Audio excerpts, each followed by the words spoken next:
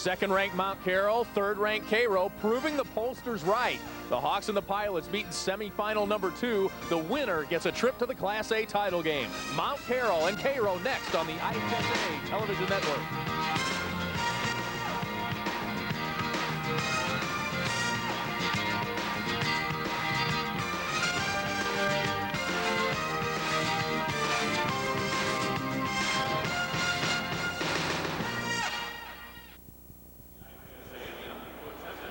And welcome to downtown Peoria, semifinal number 2. Coming your way in just a moment. Hales Franciscan already in tonight's state title game. Will they face second-ranked Mount Carroll, or will it be third-ranked Cairo? Well, we go to Jim Albrecht and Matt Taphorn for the call of today's second semifinal. Gentlemen. Thanks a lot, Lee. I forgot my sunglasses to look at Lee's sports coat, but I think I can still see what's going on here in the second semifinal game now. In the quarterfinals, Matt Taphorn, Mount Carroll started off like they were in a hurry to get to the semifinals, where Cairo started off slow but finished fast. They're both here. Yeah, it's going to be a track meet for both these teams today. We're going to see similar styles and similar needs out of Mount Carroll than we saw out of Warrensburg in the first semifinal. They need to keep their big guys out of foul trouble to be competitive with Cairo, who's very deep, very athletic, will want to run the floor as Mount Carroll's done all year long. Let's see how Cairo got here on this final day of the Class A season. Starting out, of course, at Jonesboro, no problem there. Duquesne, Benton in the super sectional, tough game there. And yesterday, they finished off Lisle 73-52. As far as Mount Carroll, they've only had 3 close games all year, only 3 games within 7 points. River Ridge, Rock Falls, Abingdon in the super sectional at the Mark of the Quad Cities, and then they took care of Auburn, although Auburn gave them everything they had yesterday, 69-62. Now, when you look at Cairo, Matt, you're looking at a team that has 4 starters in double figures. The 5th starter averages 9 points, but if you had to pick one guy, which we have to do, I guess you could combine scripture and basketball and say a child shall lead them. Yeah, Brandon Childs is that man. Yesterday he had 16 points in the victory against Lisle, but he's a guy that really kind of scores in a lot of different ways for them. Gets on the perimeter in transition, but they got the big guys inside to do the damage as well. Guys like Anthony Mickens needs to have a big game today as well. And of course the Hawks from Mount Carroll, they've got a big inside game too, but it all starts outside. And Mr. Delp's first name isn't Trey, but yesterday it should have been. He hit 5 of 8 from beyond the arc. Yeah, and he's got the energy that they need in this ball game. Jordan Delp had 21 points in the game yesterday, but his energy and his speed up and down the floor is going to be critical in this game against Cairo. Well, let's not forget about Jeremy Hass either, because when you see him step out of his warm-up, you back up because the muscles just show you how strong he is. Yeah, he had 21 in the game yesterday as well, averages 24 on the season. Really flies up and down the floor for a guy his size. And another key, of course, is Yoakum inside. He's 10 rebounds a game, 10 points a game. He was there yesterday with 11 rebounds, 11 points. He's got to do well as well. They'll need that solid performance out of him in this ball game to compete with some of the athleticism of Cairo. Now, yesterday, Carroll's coach, Mr. Baldwin, said we were kind of intimidated by the crowd and the bigness of this place. Well, that should be gone. Absolutely, and these guys are ready to play. Second game, the jitters are out. They're ready to get to that state final game tonight. Let's take a look at some of the keys to this final semifinal game this afternoon from the Peoria Civic Center. As far as Cairo is concerned, one thing they didn't do well yesterday, Matt, is get back on defense, and that could be trouble against Mount Carroll. Yeah, Lisle early on was able to get the ball in transition and score some easy baskets. Cairo needs to do a better job of getting out. Stopping in 3, we mentioned Jordan Delp. He's a guy that likes to shoot the 3 in a hurry, and they need to contain Jeremy Haas. Don't let him have one of those big 30, 35-point ball games. And of course, Haas always hits around 23, 24 a game. Let's take a look at the keys to Mount Carroll. I think they want to be awful careful on the defensive glass because Cairo they ping-ponging around when they go after the ball. Well, Carroll's one of few Class A teams you'll see play above the rim, and that's where they need to do a good job of keeping them boxed out. Clearly, Mount Carroll wants to run with the ball. They've done that all season long. They're not going to stop now. They've got the guys that can get out and run down the floor, and they need to stay out of foul trouble. Depth can be a problem for them. And, of course, let's take a look at where these two teams hail from in terms of where we sit here at the Peoria Civic Center. Cairo all the way down south, the Pilots along the river, of course, and Mount Carroll, who has not been to a state tournament since 1911. I think that was before television. Yeah, it's been a big drought, but they're both here today. today. Both looking forward to the opportunity to meet Hales Franciscan in the final. And let's take a look at the cities where they hail from. Of course, Cairo with a population right around 5,000. Mount Carroll, 3,600. You see the conferences there, and Cairo plays that independent schedule, and that means you can make it as tough as you want. Absolutely. They play some great competition throughout the year, and the opportunities to get to an environment like this and have that competition pay off in your advantage. Well, as you saw earlier this afternoon, Hales Franciscan is in trying to become the first Chicago area school to win a state championship since Providence St. Mael back in 1985. Mount Carroll wants to climb the mountaintop. Keep one thing in mind. Mount Carroll has not lost to an Illinois team. The only team they lost to all year was an Indiana team in a holiday shootout. So they have what is known as the big seed. Absolutely. They want to make sure that they continue with the momentum they've established to this point. They're the top-ranked team left in the state. They're going to try to get it done here tonight. Let's go to our public address announcer, Paul Herzog. Carroll Hawks, a record of 31-1. Let's meet the starting lineups. At a guard for Carroll, a 6-foot junior, 15, Brandon Childs. At a guard for Mount Carroll, a 6'1 junior, 20, Jordan Delp.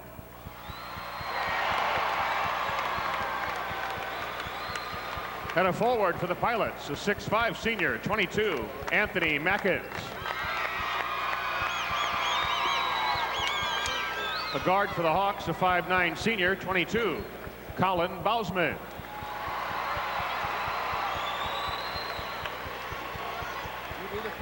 At a guard for Cairo, a 5'6 junior, 25, Gary Williams. At a guard for Mount Carroll, a 5'10 senior, 24, Devin Schneider.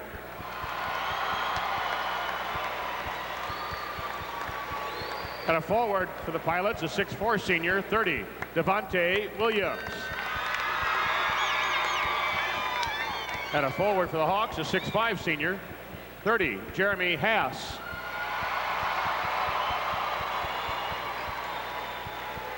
At center for Cairo, a 6'2 senior, 45, Roman Wright. And at center for Mount Carroll, a 6'7 senior, 52, Brett Yoakum. Head coach for Cairo in his 9th season, a record of 167-92, Larry Baldwin. Head coach for Mount Carroll in his 4th season, a record of 106-14, Chris Payne. No other state in America can claim the rich history and tradition. It's been great by March Madness. IHSA thing, it always has been and always will be. Direct your attention to the court. The officials for today's game. From Neponset, Dave Mueller. From Neoga, William Fritcher. And from Ottawa, Robert Schiffbauer.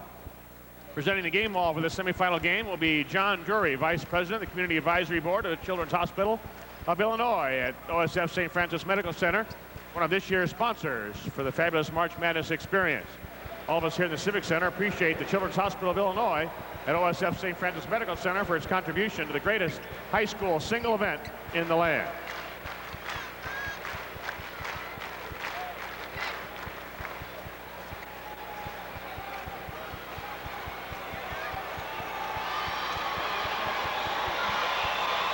There you see the game officials.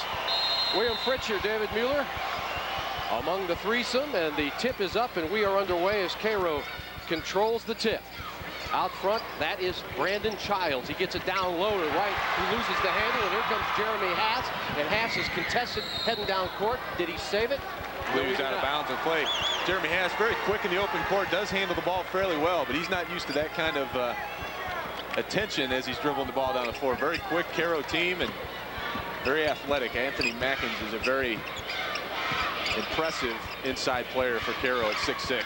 Cairo had 17 turnovers yesterday. This is Wright hanging. This is Haas controlling the rebound for Mount Carroll. There's Jordan Delp. He will not be shy to pull the trigger, and good recognition that time by Cairo, getting to him in defensive transition. Bausman gets it up top to Yoakum. Right down to the low post they go to Haas. He steps out. 15-footer is there. Boy, tough shot. Really got the rainbow on that shot to get it over the top of Devonta Williams. Childs shut off along the baseline for a moment. Now he tries Snyder. Snyder gets the rebound. Devin Snyder, who's the quarterback of this team, throws it away after some contact under the bucket, and Brandon Childs makes him pay. Childs, the leading scorer at 20 at pop. Official just standing right there on top of the plate, made no call. There was, absolutely some contact there to knock Snyder out of bounds. They break the pressure rather easily as Joachim goes all the way down, kisses the glass, and he'll go to the line as well. Boy, tough shot. You got to like that energy out of Joachim. Really runs the floor for a big man at 6'7". Does a good job of laying that one in off the glass. Yesterday, Joachim had 11 points, 11 rebounds. Of course, as we mentioned in the open, Jordan Delp had 21. Timed the game high by Jeremy Hass as well, and they'll need all the points they can get today, and they're used to getting them at 75 a game. Yeah, Mount Carroll will not back down in transition, running the ball up and down the floor. I guarantee you that. There's that Jordan Delp with the rebound. And Jordan Delp came from the opposite side of the free throw lane to get his hands on that ball. That just shows you the kind of enthusiasm and intensity he plays with nonstop throughout the ball game. Trying to find an inbound receiver, and the ball is contested and knocked away by Devontae Williams. They have two Williams in the lineup, the Pilots do. Gary Williams, 25, Devontae Williams, 30. Anthony Mackins, where's number 22, and they'll run some people in there on you too. Out front, the key to the offense, says Coach Chris Payne. As Snyder goes, there's Hass inside, can't get the roll, ball is loose. Contested underneath, and that caused the miss. Yeah, Mackins again right up there above the rim with Hass as he goes up for that shot. Was able to deflect it, and the Pilots come away with the rebound. If you're just joining us, Hales Franciscan is in the championship game. Turnaround jumper is sweet for Mr. Mackins. I really like Mackins' game. He's listed at 6'5", 195. He plays a lot bigger than that out there, and he's a very impressive athlete.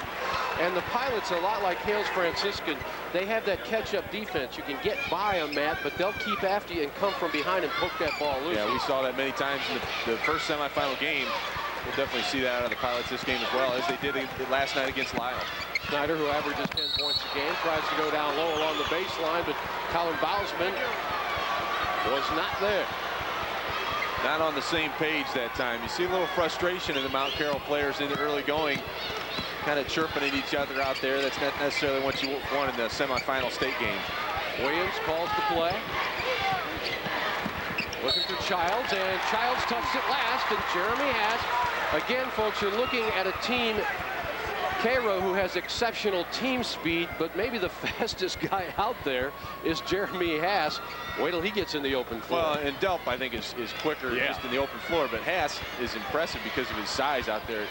You know, 6'6" and about 210, 220, just flies up and down the floor.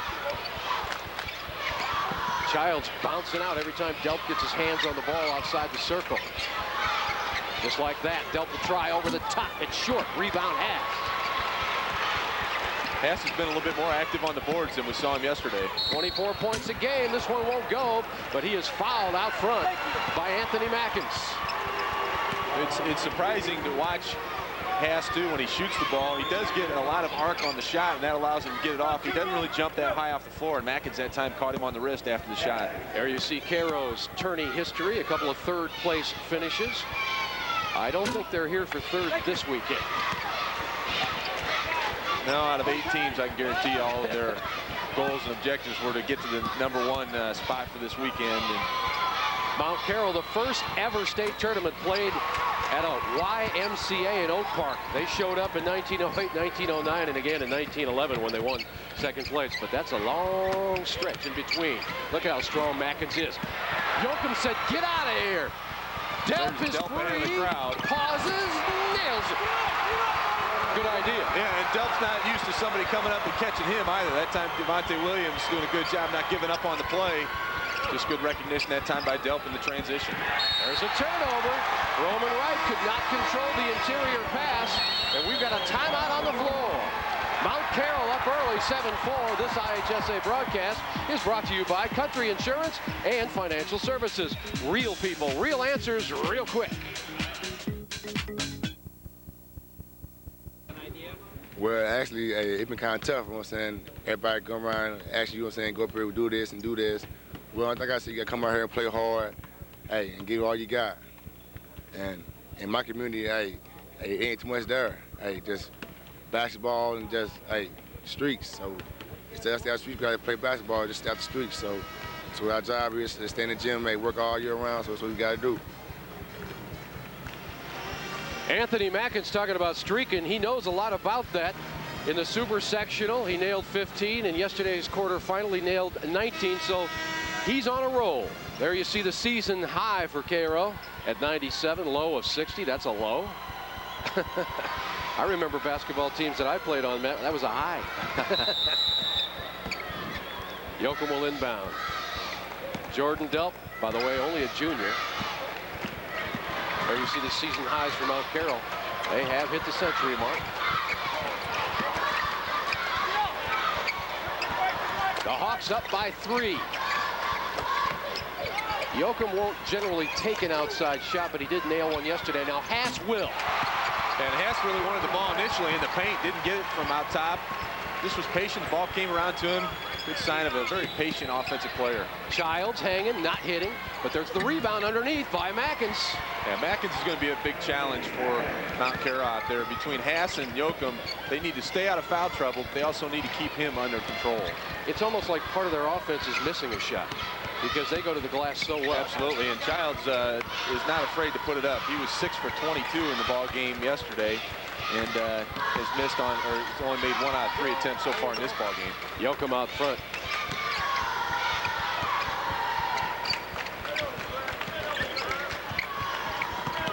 Delp penetrating, kicking out. Snyder not there. Yoakum just missed the rebound, and down with it quickly comes Williams, all the way down to Childs. That's easy. And there were 3 Carroll players already released down the floor, quote-unquote cherry-picking that time, and it paid off. They got away without the offensive rebound by Haas and came up with a bucket. And Coach Chris Payne may have to drop somebody back, too. Yoakum up top, 17-footer, does not get the roll. A little quick that time. Yoakum didn't get the necessary turn. His shoulders squared when he put that shot up. Looking inside to Savell Bell. Here's a spin by Mackins, and traveling called before the contact. I actually thought Mackins traveled before he even took the spin move. He hopped with both feet to get into the body of Jeremy Haas, and before he had done that, and then the official made the call on the spin move. If you weren't with us last night in the quarterfinal game against Lyle, Cairo kind of turned the second half into a slam dunk contest, didn't they, Matt? Yeah, I was saying that the Carroll led the tournament with 3 dunks in the field. I think had 2.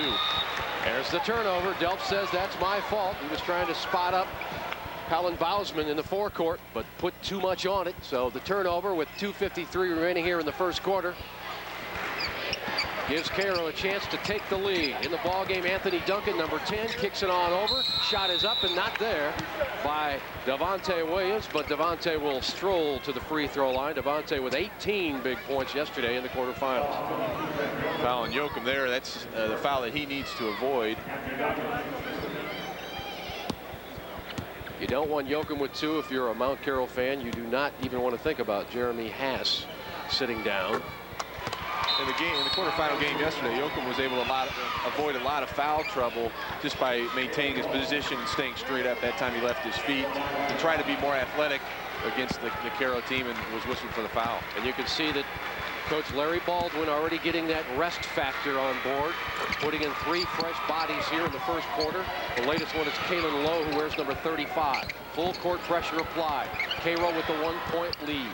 Up ahead, that's a bad pass. It was intended for Haas. And picking it up is Bell. That's 2 straight turnovers against the press. And really unforced turnovers. I think Mount Carroll getting a little impatient with that press. They like to run the floor. They like to get up and down. And Lowe, who just came in the game, also hesitated, and that caused another turnover. So Mount Carroll, no harm, no turnover foul on the last series down. Let's see. They don't want to do 3 for 3 in the turnover department on 3 straight trips. So Snyder, as he usually does, takes care of the basketball. Mount Carroll 31-1. Cairo 28-4. Jumper out front by Delp is way off the mark. And usually when he gets started on the right foot, he continues. But if he starts struggling early, that'll be a factor. Yeah, tough shot in that situation. Delp going to his left as opposed to his right, being a right-handed shooter. Didn't really get squared up to the basket. Childs down low. Again. That's trouble. And again, Yoakum's just trying to do things he should not be doing. That's reaching for the ball, trying to be more athletic, just maintain his position. At 6'7", he's got an advantage in there, and so far he hasn't taken advantage of that. He said that's exactly what Coach Chris Payne did not want. And that's what he's going to have to deal with as Yoakum goes to the bench and Matt Kruder checks in, the 6'4" senior. Their big rebounder is no longer in the game. Jumper out front is not there by Lowe, but corralling it is Childs, who will force the issue and go to the free throw line.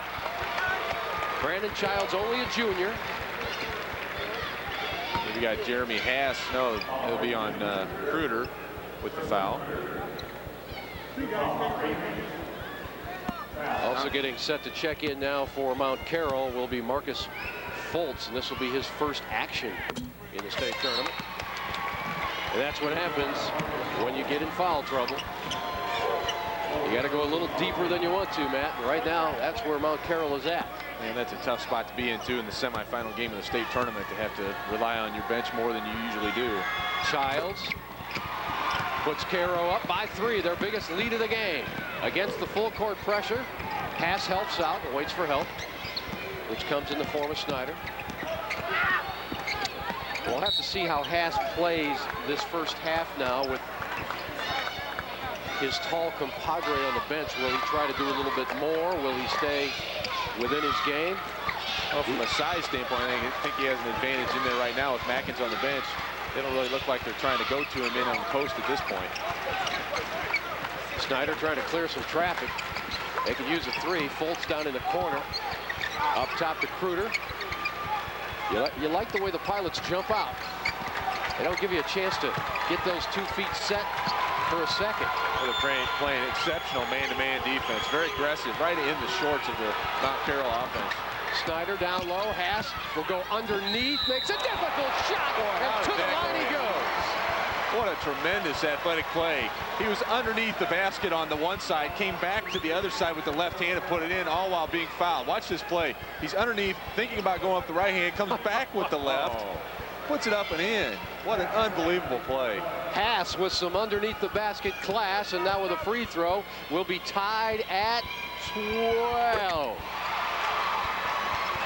1:12 remaining here in the first quarter of play. Haas now with 8 of the 12 points for Mount Carroll. Oh, Childs with a nice dish, having trouble controlling it underneath, and out of bounds it goes off of Mount Carroll. Fighting for it was Devontae Williams, and he'll kick it in. Again, those loose balls, the team that comes up with those the majority of the time is going to have an opportunity to win the ball game, and really didn't see anybody hit the deck that time to get after it. They were all reaching for the ball.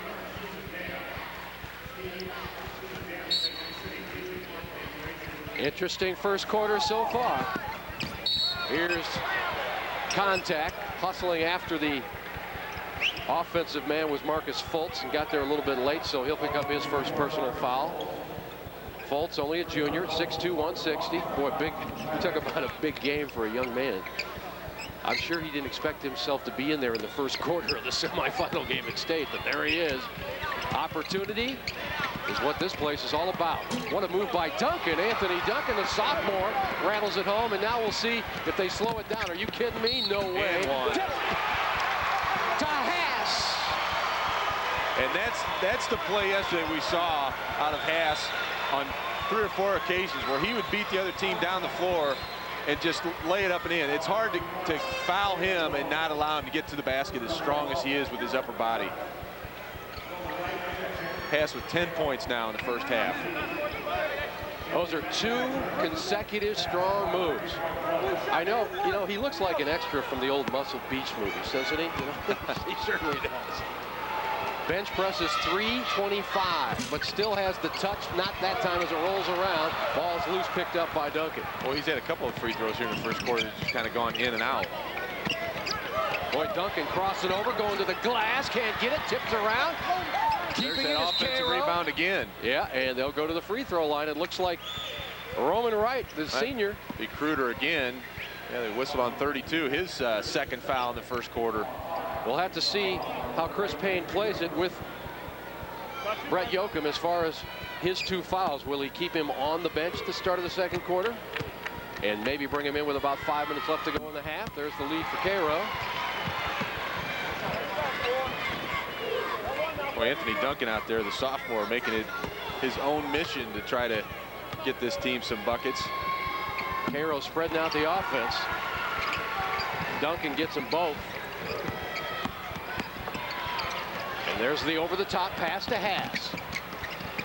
They've got 30 seconds. Do they want to pull back? Haas wants to spin and go to the glass. Fouled. He got fouled, but no call. Underneath, Foltz, no, can't get it. That's Kruger on the shot correction. Oh, and almost a steal. Nice pass down the lane, but traveling will be called. Boy, Roman Wright was going to the rim, and he took a couple of steps. Mount Carroll really, or not Mount Carroll, but Cairo really gives you the opportunity to get some offensive rebounds because they sent 3 guys back on the offensive transition. Oh, and there's a foul in the backcourt. As coming up from behind, Devontae Williams couldn't control his body. Mount Carroll has really not made Cairo pay for that release on the defensive end with any offensive putbacks to this point. Marcus Foltz will come out as Cullen Bousman checks back in. And with 10 seconds remaining as of now, we will see how they play it. Usually they keep it in Delp's hands and let him go one-on-one and pull up for the 3. Good fake. Hangs. Can't get it. Cairo with the edge after 8 minutes of play. We're back after these local messages.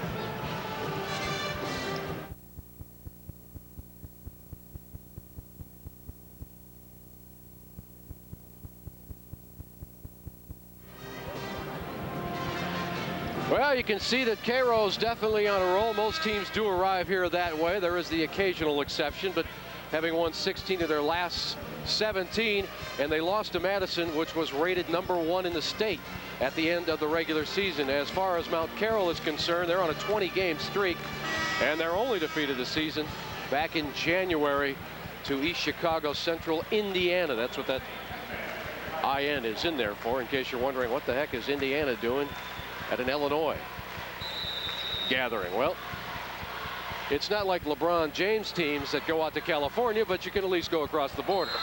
Here's contact out front and a foul. Intentional foul. That's a good call by the official. Boy, you look at Anthony Duncan out there, the tenacious defense he's played. He just picked him clean and was going the other way, and it was almost tackled that time by Schneider. Devin Schneider picking up his first personal. And of course the intentional, that's 2, and you get to keep possession of the basketball. So this could be a 4 or 5 point trip for Cairo. There's the first one. And Duncan only averaging about 1.5 points a game, but he's not shy. He's been very active off the bench for Cairo here in the first half. Got them both. Big switch here. 4-point lead, looking for more. Inbounding will be Devontae Williams. Nobody's hit a 3 here yet this afternoon. Cairo hasn't even attempted one. Mount Carroll, on the other hand, which depends on 3, is 0 for 3 from beyond the arc. Directing traffic is Mackins. Goes right down to the block. Spin and off the mark is Devontae Williams. We've got a personal foul. We'll go the other way. believe is on Roman right there. He and Jordan Delp were battling for position. See the first quarter stats there, and again, one of the things that I like to see was that Cairo did not attempt any three-point shots in the first half. They're really trying to take it to the basket, and that's what got Brett Yoakum into foul trouble with 2 in the first half. And they're 6 of 6 from the free throw line. Delp needs it, doesn't get it. Rebound underneath the Bousman. Where the heck did he come from? Snyder will kick it back down low. Nice bounce pass to Delp, and he won't get it, but he'll go to the free throw line. Oh, boy, I thought they were going to call travel there for a second. I'm surprised they whistled the shot off. I thought it would have been a continuation play, if nothing else, a travel call that time against Jeremy Haas. One or the other. Haas will go to the free throw line. That was a nice bounce pass across the lane by Matt Kruder, who sprung the big man loose. Well, so far here in the first half, Jeremy Haas with no fouls. That's certainly a key here in the first half to not get him in foul trouble to go along with Brett Yoakum. It's been tight throughout. Biggest lead. Well, you're looking at it when it comes back on the left-hand corner of your screen. 4 points, down to 3. Talk about covering the shooter. I think Kalen Lowe almost came in and gotten Haas's back pocket before the ball hit the net. He just kind of bounced off of Haas when he tried to block him out. That is just such a sweet stroke from the charity stripe, and Haas with 12 on the afternoon. The winner meets Hales Franciscan. Childs, nice shot, but couldn't get it to fall. Rebound came nicely to Jordan Delp, who said, I'll take that board. And again, a good box out that time by Mount Carroll on the boards without Yoakum in the ball game. A little shorthanded. As long as they can continue with him on the bench, only 2 fouls, and stay in this ball game, they're in good shape. Haas for the tie, coming up short. Way up there was Bell for the rebound, almost got in the way. Here's a ball loose the other way, and they say it still belongs to Cairo, although I think head coach Chris Payne might agree. Now, Chris attributes his 4-year record, which is unbelievable, 105-14, to, well, he's a humble guy. He says, I just got to have great athletes. And at 105-14, I guess you got to have a great coaching and great athletes. Childs gets it blocked by Haas. He'll go right back at it. Mackins back into Bell, and it comes out, but back up and in by number 35, Kalen Lowe. Yeah, just a mismatch inside right now for Mount Carroll, and the athletes for Cairo just going up after the ball. And as you said before, that missed shot might be their best offensive play. Marcus Fultz getting set to check back in, spinning around out there. Here's a long jumper, and Delp is way off the mark. He has not found the touch yet. And I think a lot of that right there. Oh, see? You got to shoot that shot. And now he's thinking about it now. Absolutely. He's hesitating. 0 for 3 from three-point range, only 1 out of 5 in the ball game overall. And you have to attribute that to great defense by Brandon Childs, who was just sticking to him like a bad shadow. Inside, Kruder doesn't want it. Kruder only averages 3.5 points a game. He's kind of a spot player, but he's put into a tough position now with Yoakum on the bench with 2 fouls. Delp drives, kicks it off to Haas. Something's about to happen. Good penetration that time by Delp. He's been drawing a lot of attention on the perimeter, so to free himself up a little bit, got to the basket. Good dump off to Haas. Haas now with 14 of the 18 points for Mount Carroll. 2-point contest again. The young men in the blue just threw it away. Well, apparently they didn't want to hang on to the lead too bad. Childs thought somebody was breaking outside, and that didn't happen. Yeah, really in that situation, Childs tried to pass it off of the dribble instead of really getting himself set and getting the ball up in his hands. And Mackins is trying to establish position on the block. And keeping close to Cairo at this point is helping head coach Chris Payne as far as his decision with Yoakum. Absolutely. The longer you keep him on the bench with only 2 fouls, the better off they will be. Nice give and go. Drops it off. Haas gets it blocked from behind by Bell. Haas back up and in. Long baseball pass. Look out. Lowe's alone, but did he control it or touch it last? He touched it last. Well, regardless, it would have been a ball out on the baseline or down at the other end where they took it out initially, because nobody touched the ball. You get it back down there, and I think that's what they're going to say. The officials are conferring, see if it was ever touched, and it was not, so they'll go back to the other end. Yeah, Mount Carroll get the ball out from underneath their own basket. I couldn't tell if he touched it or not, and Mount Carroll will have the advantage here Haas has 16 of their 20, Matt. He's just not going to be denied inside. He's really going up against 2 or 3 players at a time. Without Yoakum in the ball game, he's going to draw even more attention, and he's really taking it upon his shoulders to keep his team in this ball game. Inbound. He stares at it for a while. He can hit that shot. He'd prefer to go inside, use the muscle, but that time he took an extra step. Just that one extra step was all it took, and a good call by the official. We've got a timeout on the floor. We've played almost 11 minutes. Nobody has an advantage. This IHSA broadcast is being brought to you by AGCO Tractor. You have got to drive one.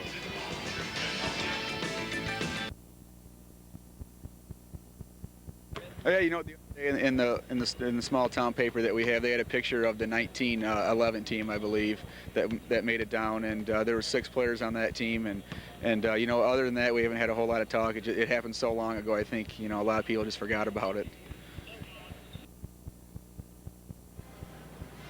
There you see a whole lot of rooting for the Hawks going on. Mount Carroll down here in force, and the big joke is, does anybody remember 1911 when Mount Carroll placed second? What, are you kidding me? I can't remember yesterday. 1911.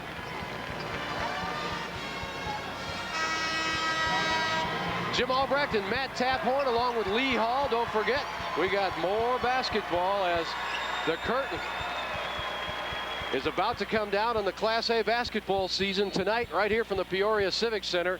Hales Franciscan resting up right now. They're in. Will it be Cairo or will it be Mount Carroll? It's going to take a while for that to unfold. Bell in front. Lost it for a moment, now fades away, not there. Haas going up from behind, and he'll be called for the foul against Anthony Mackins. Yeah, tough call that time on Haas, but as he was going up for the rebound, here comes Mackins, snuck around from behind him and went up and got his hands in the ball. Just a terrific athletic play that time by Anthony Mackins. Mackins at 6'5" with those long arms. He was 9 of 12 yesterday from the field in the quarterfinal game against Lisle. And of course, Cairo had 6 block shots too, so that always takes its toll. But right now, I think the key to this game, well, there's 2. One is number 30, Jeremy Haas, because he's keeping his team in it individually. But the defensive play of Brandon Childs on Jordan Delp is huge. Been tremendous, absolutely. Whoa, that's what I'm talking about. That ball looked like it was goaltending. That ball is still on the rim. I think that might have been a call to make. And now inside, we've got a foul and looks. 3-second call. 3 seconds on Bell. Seville Bell. Well, I'd like to see that free throw again. I could swear that ball was still on the rim, and Jeremy Haas stayed away from the rebound just because he knew it was still hanging on the rim, and the Cairo player went up and touched it. I think the rim is still quivering. I'm not sure. Cairo up by 1. Haas puts his team, nope, couldn't get it to fall. Squirts out of there. How that ball came out, I don't know. Loose on the floor, picked up by Kruder on that play. Absolutely, great job. Well, Haas is going to try it again. No, not there. So Haas 0 for 2 on that trip. Quickly out to Childs on the break. Stop, glass, yeah. Good body control that time by Childs. Under control in the offensive transition. They had a 4-on-2 break that time. They really looked to get the ball out and go. Good outlet by Anthony Mackins. And you got to like the interior defense of Cairo. They're making Haas work for it, man. Well, I think Haas expected more contact. The last couple of times he went in there, he got fouled on those shot opportunities, and that time they laid off. Haas going to the glass, and we have traveling. They say he took that step. Yeah, I don't agree with that call either. The Mount Carroll coaching staff and the bench was upset. I didn't agree with that call. I thought it was a good play. Good 1.5 step turn to the basket. And the more athletes you have on the court, the harder it is to call if you're an official, because things happen so fast. That was a good call. Good call by the official out on the floor. Carried the ball, number 25. Gary Williams got his hand underneath the ball as he was trying to penetrate. I know what the Mount Carroll fans are saying back home. Makeup call, makeup call. Whatever. Mount Carroll has the ball back, trailing by 3. Better get the ball up the floor here. Jordan Delp with only a layup in this basketball game. He's 1 of 5. Nice pass down low. Count it up to Kruder. Good spot feed that time by Delph out on the floor. And again, the attention that Haas gets out there allowed Kruder to get open and around the baseline for the lay-in. When Childs has some pretty moves, he hangs. That one won't go. Look at how high Haas gets up there. That is my neighborhood on that block. And 2 hands really going after it strong. He realizes that Carroll has done a tremendous job here in the first half going after the offensive boards. he wanted to make sure he collected that one. Snyder, low block again, forcing the issue, and oh, Haas just can't hit those gimmies right now. Missed his last 4 shot attempts. Don't worry, he won't quit. Spin out front by Lowe. Nice move. Can't get it to fall. Kruder having a nice game. Matt Kruder with the board. Splitting the defense is Snyder, and he will be fouled and go to the free throw line for the 1-on-1.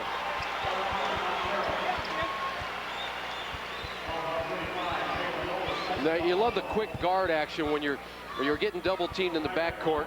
If there's nobody there, try to split it, and that's what Snyder did. Stay low and try to split it. Well, I'd really like to see, you know, I think in this situation, Mount Carroll needs a timeout. They got guys really leaning on their shorts out there, asking to come out. They're really starting to get winded with about 2.5 minutes left. They can't afford a foul in this situation from Jeremy Haas to pick up his second foul. And as well as Kruder with his 2 he's got out there, a timeout in this situation might be good. And Brett Yoakum has not emerged since his second foul. He set out the entire second quarter. Free throw is not there. Foul that time. I don't think the foul. Free throw line. Yeah, I'm not sure I agree that the foul was on Mackins, but it might have been on Bell that time. The call was whistled against Mackins. They're going to give it to Mackins. That's his second, and to the line goes Haas. I actually thought Mackins has done a good job the last few times down the floor of staying off defensively, not picking up a foul. And again, Jeremy Haas has anticipated that and gone up strong with the ball. Mount Carroll, I think what you're talking about, that tugging at the shorts, getting a little tired, that shows in a lot of areas, including at the free throw line. Haas will try to put his team ahead with 2:28 remaining in the first half, and he does not. Yeah. See, I think Haas is really getting tired. And there's 3 timeouts left for both teams here in the remaining minutes of the first half, so we'll have to see how they play it. Childs gets it inside. Shot is up and not there. That was by Anthony Jackson, who just checked into the ball game. We got a foul out front. Let's see who they give it to. It looked like 34. Yeah, in that situation, just a ill-advised dribble coming out of off the rebound. You can't dribble out of a pack like that, especially against a team like Cairo.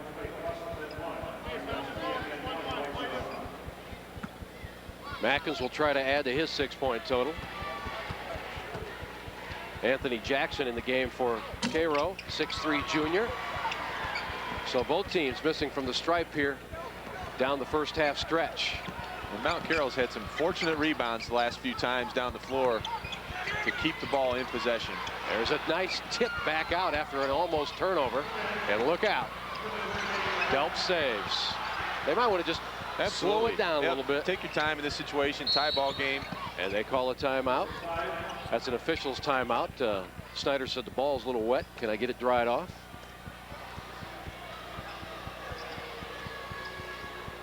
If you're just joining us, Hales Franciscan is in. 62-45 winners over Warrensburg Latham here in the first semifinal game. And now they await a championship opponent. And the way this thing's going, Matt, they may have to wait deep into the fourth quarter. Haas on the other block. Turns, that's going to be off the mark. What a rebound by Kruder. It spins on out to Snyder. Delp, there's his 3. Yeah! I'll tell you, I love that play that time by Delp. Did a great job of getting an up fake, letting the Carroll player who was really on him the whole ball game fly by and get set up for the 3. Childs off the glass. Now that is exactly how that shot is supposed to happen. The slash and then use the angle, and Childs cuts it to 1. Beautiful shot. Good body control again by Childs. Delp again! He's feeling it now. Missed his first 3s, hit his last 2. 4-point Mount Carroll lead. Fans getting into it, dressed up in that hawk purple. Mackins forcing it. Boy, he just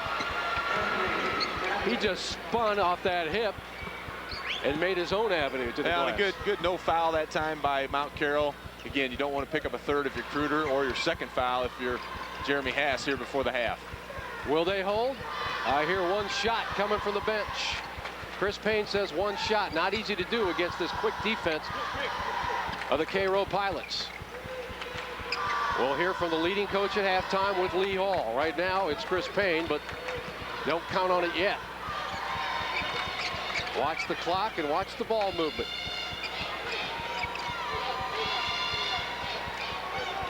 So you get the ball back in Jordan Delp's hands with 10 seconds to go. Yeah, he usually goes with about 9, and it's time to go. Can Child stick with him? Yeah, look at that defense. Now he's going to have to hurl. Oh, Child's fouled him. That's exactly what he didn't want to have happen. I think that was about 48 feet away from the basket. Well, and Childs is working so hard. I mean, he's gassed too.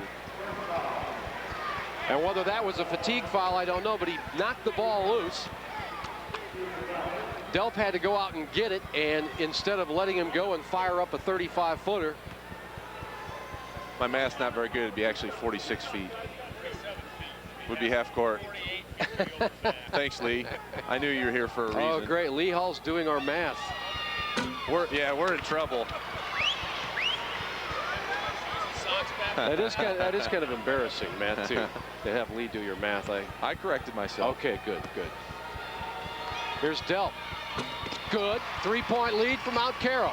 In a hurry comes Childs. He'll launch, and ooh, that was not all that far off the mark.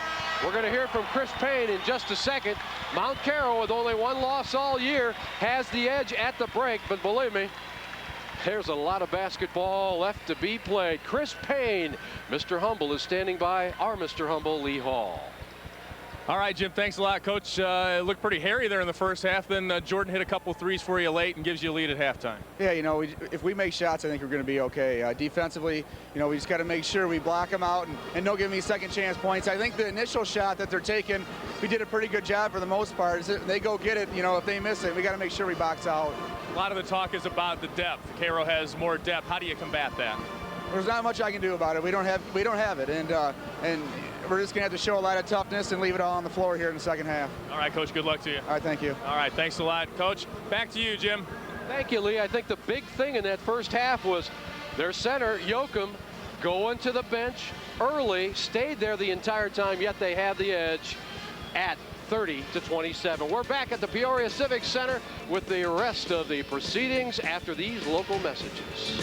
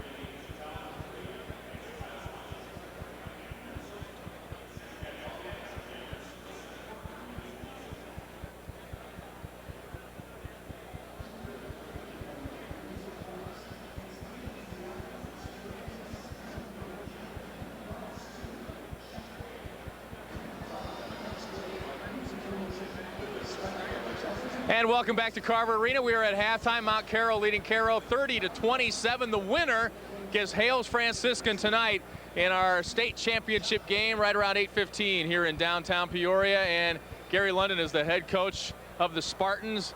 And we were just talking, Coach, you don't get a lot of time to prepare for the biggest game of your basketball career, do you? No, you sure don't. I mean, it's kind of like a whirlwind tour here. The guys are going to have to get back to the hotel, hopefully get off their feet. And the main thing is you want them to be focused and be mentally prepared as well as physically prepared. How much can you worry about scouting a team and that kind of thing in this situation when you've only got a few hours to get ready? It's very difficult. You know, I'm sure the other coach is going to be in the same position that I'm in. Best thing you can do is just tell your guys to run, do what you do best. At this time of year, you've played 30-something games, and you know, just run your sets, run your defense, and do what you do well. You kind of have a mirror image in this other semifinal game. Cairo is a deep team, likes to push it, very athletic. They're trailing here at halftime. What did you see in the first half? I know you were watching a little bit of the game. What kind of things do you take away from just getting a few minutes to watch these two teams? Well, I'm seeing what I thought I would see. I'm seeing two teams that are, very experienced, and they're running, they're running their offenses. I tell you, Mount Carroll, they come down, and, they will take whatever time they need to get off a good shot. So they're a very disciplined team, and they're going to run their sets. Carroll, on the other hand, likes to get up and down the floor. They like to push the ball. They got some great athletes. Let's talk about your situation. You were coached for in an earlier stint, went away, came back as an assistant coach. The head coach leaves. Now you're back as the head coach, and here you are playing for a state title. It's kind of been. It's not exactly the way you'd map it out on the resume, is it? No, it sure isn't. I tell you, it's. I just told somebody, I said, well, don't wake me up, because if this is a dream, I just want to keep dreaming. I know, and you said something about don't pinch me. I'm still not going to pinch you. Yeah, don't pinch me right now. Let's talk about the Chicago Catholic League. You're playing for a state championship tonight. I believe St. Lawrence and Brother Rice are both still alive in AA. It's been kind of a good run for your league. Oh, yeah, it's been a great run. I think I remember last Friday on regional title games when we were playing our super sectional game. I think the Catholic League went 10-1. Of course, since then, a few teams have dropped out. But to have two quality teams still playing well, I tell you, the Catholic League, that's part of the reason why we're here. All year long, our tough competition prepares us for this type of atmosphere. When you look at tonight's game, what's key? What are a couple of keys for your team tonight that you have to do well to win? Well, the number one key for us is always our defense. If we feel that if we can put pressure on people and get after them, that's what, our defense generates our offense. So I don't put so much of an emphasis on offense with our guys, and they know that. I'm going to get after them on defense. What are your impressions of this tournament? First time down here, first time in the Elite Eight for you as a head coach? Well, I tell you, you can get spoiled down here. I've heard a lot of coaches talk about the atmosphere, the quality of the tournament. The fans are just tremendous. A lot of people coming up to you asking about your kids, tell them they like the way a certain kid plays. But I tell you, you can get spoiled as a coach. It makes you want to come back every year. But at the same time, that's what makes you cherish it, because you don't get to come back, very often. All right, Coach, good luck to you tonight. All right, thanks a lot. All right, Gary London, head coach of the Hales Franciscan Spartans. They will play for a state championship tonight against the winner of Mount Carroll and Cairo. Back with more from Carver Arena after these local messages.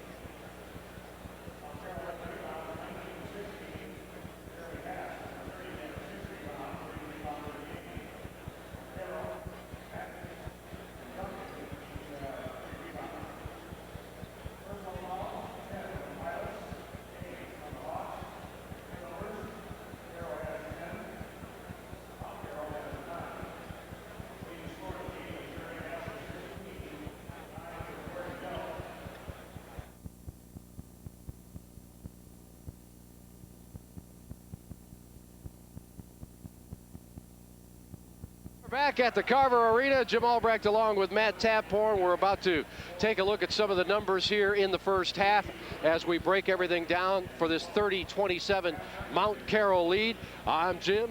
He's the tall guy, although he's almost even when he's sitting next to me. Matt, again, key that they got into that early foul trouble with Yoakum, but were able to stay out of it in the big threes as we came down the stretch by Delp. Yeah, tremendous. We talked about Jordan Delp and his ability to knock down those threes. He finally got freed up a couple times there at the end of the first quarter, but you can't say enough about Jeremy Hass and the job he did, really keeping this team in the ballgame with Yoakum on the bench. Yoakum only 2 points and 1 rebound in the first half. Yeah. Very critical they get him involved in the second half. Let's take a look at the numbers right now if we can. Yeah, one of the things, again, we touched on this at the end of the first quarter, that jumps out is Carroll has not attempted a three-point shot, but I think that's actually to their advantage. You know, they're not in a situation where they necessarily need the threes, just run the ball up and down the floor. The other thing is Mount Carroll has actually got the rebounding edge in this situation, 19-16. tremendous job. They need to do a better job of hitting their free throws. Jeremy Haas missed 3 out of his last 4. The last one was an air ball. Again, some of that I think he's getting tired as well, working as hard as he did in the first half. Well, we said in the open they have to stop Haas. They have to stop the 3. They stopped the 3 almost until about the minute-and-a-half mark. They haven't been able to stop Mr. Haas. No, and when you look at some of the other statistics, fairly even ball game, the exception of maybe the assist area. But again, Mount Carroll doing a great job of keeping with Carroll on the boards, and when they get Mr. Yoakum back in the game in the second half, should be to their advantage as well. When you look at the high scorers, please note that Haas was 6 of 8 at one point, but he's missed his last 6 shots. He has, and again, I think some of that he's starting to wear down a little bit, a lot of beating inside. He's taking from the Carroll players, very athletic, but Delp hitting those 2 big threes right to the end of the first quarter, or first half, should give him some momentum going into the second half. When I talked to Chris Payne right before the game started, I said, are you going to run like you did in the quarterfinals? And he smiled and said, not quite as much, and he hasn't done that here in the first half. Mount Carroll up at the break. We're back after these local messages.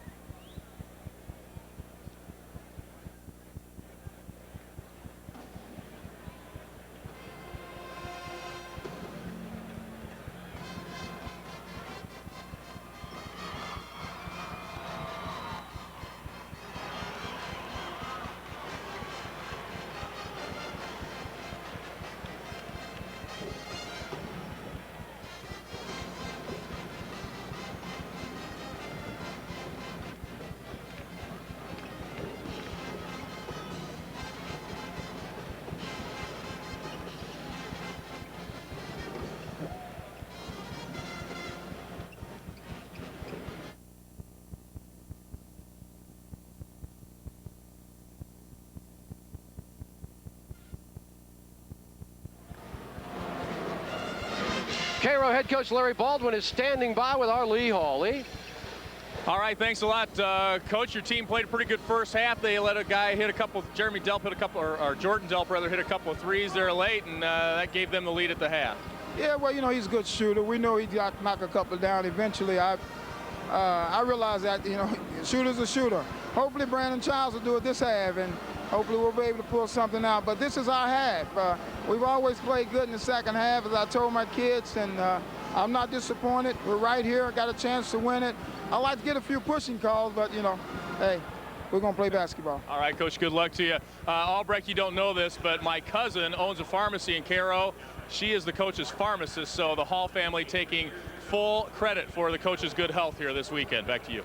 Thanks a lot, Lee. We're going to take a look at the highlights here. And, of course, highlights when the points go on the board usually start with Mount Carroll. Yeah, certainly, and Jordan Delp does a great job in transition. Very athletic Carroll team's going to catch up to him, but he does a good job of little ball fake, getting up and in. Childs has been the man for Cairo. Nice little bank shot. Good body control by Brandon Childs. And inside, you know, again, we've got such great activity on the offensive boards. That time we go up top with Kalen Lowe. And then Delp again gets freed up right towards the end of the first half, hits a couple of big threes for 9 points in the first half. He struggled there in the early going, missing his first 3 three-point attempts, but knocking down the last 2. The second half is coming up after these network messages.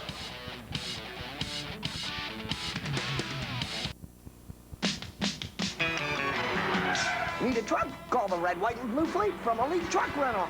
Elite's loaded with trucks in all sizes ready to serve you. Plus, at Elite Truck, your reservations are guaranteed, you're in and out fast, and you always get a great price. Welcome back to the final half of the final semifinal game in the Class A state tournament in the great state of Illinois. I'm Jim Albrecht along with Matt Taphorn. Cairo trailing. First crack at the glass. Childs, who had 10 in the first half. Working out front. There's a bad pass inside. Turnover coming the other way are the Hawks. Good help that time by Jordan Delp inside. Got his hand on the ball. Possession goes to Mount Carroll. Same starting 5 for Mount Carroll, as you have already seen. They don't go all that deep. Haas with 16 first half points. Puts on the spin move and gets it to go. Boy, just riding on the back of Mackins that time. Thought it should have been a foul call, but officials let it go. And Haas comes up with a bucket once again. Yeah, Haas hit the deck, and when he got up, he was having a little conversation with one of the officials. Devontae Williams with the basketball. Going inside to right, hanging. That's a tough shot, doesn't get it to fall, but there's that offensive rebound. It won't go down, but back up and in is Devontae Williams. Joachim a little cautious that time not to pick up a third foul, but Carroll just relentless on the offensive boards. Had 6 offensive rebounds in the first half. Picked up 2 quick ones here in the early going. Haas is free, and he's got the glass. Haas is so strong inside. Again, Williams wasn't going to challenge that shot. Knew that there'd be a mismatch in on the boards. Delp with a great hustle, but getting it back is Williams, and he just skies and lays it over the rim. Great recognition that time by Williams, getting the ball in the corner, going strong to the hole. Williams now with 4 on the afternoon. Delp trying to create, does so, can't get it. Oh, but boy. The foul is called, and Mackins can't believe it. Mackins like, what, I never touched him. Not the way the officials saw it from the other side of the lane, so to the line will go Jordan Delp. Mackins' 3rd foul. Didn't really feel like he got his money's worth on that one.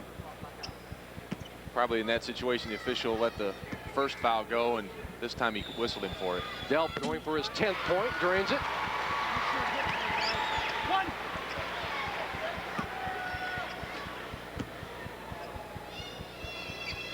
The Pilots have their starting 5 out there. Boy, Mackins can get up. Here comes Childs. Nice shot. I didn't think he was going to take the shot, but he just sprung up, and instead of passing it, he nailed it, and it's a 2-point ball game. Delp with that spin move And again. one, he got Too fouled. hard. Too hard. Got it back underneath. Yeah. Just will not be denied. He didn't give up, even though he got fouled, didn't get frustrated. Went back up strong. Alone is Mackins. Count that. Here we go. Yeah, Carroll gets up and down the floor so quickly. Mackins that time released. The great athletic ability got him down the floor. Bilesman can't hit that one from the wing. He does hit 3s. He hit 40 during the regular season, but not that one, and he shows his disgust as Cairo can come down and tie this thing up or take the lead from beyond the arc, although they haven't been doing a lot of that in this contest. They go inside. Devontae Williams around to the other Williams. Mackins, they're daring him to shoot, and he nailed the 3. Give him credit for that. He did not hesitate. There's a bad pass. Mackins picks it up. Now Williams will set up the offense. Mackins with a good offensive play and then a defensive play to follow it up. Back it in against Haas. Got it. Well, one man has turned things around here. And Mackins hasn't let that 3rd foul slow him down at all. Haas did not come to the ball last time down the floor. Mackins came to it and got the steal, converted to another 2-point shot. Mount Carroll had led by 5 seconds ago. Now they trail by 3 as Snyder brings it around the right wing. Up top, Delp, and Williams jumps out on him, although I'm sure. Well, here's Haas. Let's watch what he does. That's what he does best. He just bounces guys off of that big upper body strength of his. Able to give himself a little bit of separation and able to get the ball up off the glass. And now a steal by Haas. Puts it behind his back. They've got numbers, but Delp says, let's slow it down. Haas, at his season average, Matt, he's already at 24. Will he hit that one? No. Rebound way up there is Devontae Williams, the senior, for Cairo. And now a good hustling play by Delp, but he couldn't control in this 1-point game with 4:18 remaining. We've got a timeout on the floor. Cairo has the current edge. We're back after these local messages.